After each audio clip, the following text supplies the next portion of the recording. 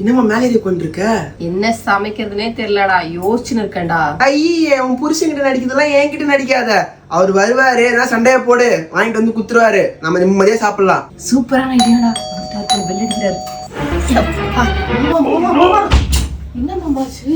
ஏன் நல்லா தான் இருக்கிறேன். ஏன் மாமா போன் எடுக்கல? எவ்வளவு நேரம் போன் கூப்பிடுறேன்? நீ எப்பப்பா கூப்பிட்ட? கூப்பிடவே இல்லையேப்பா. கூப்பிடவே இல்லையா?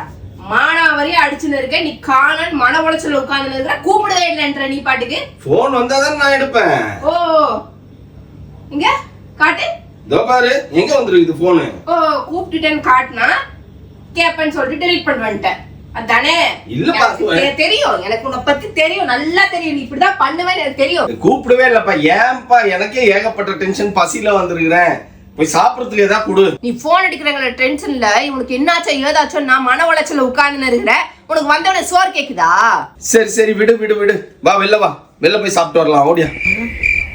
என்னடி என்னமோ கலர் கலரா படம் ஓட்டி காட்டுற? என்னமோ இவ போன் பண்ணாலும் நான் எடுக்கலையா, அதனால மன உளைச்சல்ல சமைக்கல.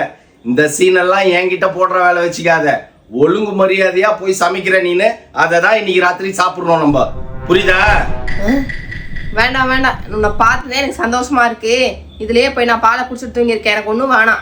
இல்ல இல்ல, நான் அட்லீஸ்ட் போய் வாங்கினாச்சுட்டா வரேன். ஒரு 2 இட்லினாச்சும் சாப்பிடு, இல்லைன்னா அப்புறம் கஷ்டமா இருக்கும் நைட்டு.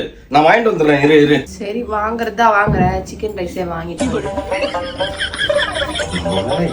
ஒரு பாசம் பண்றாட்டி வாங்கிட்டு வருவோம்.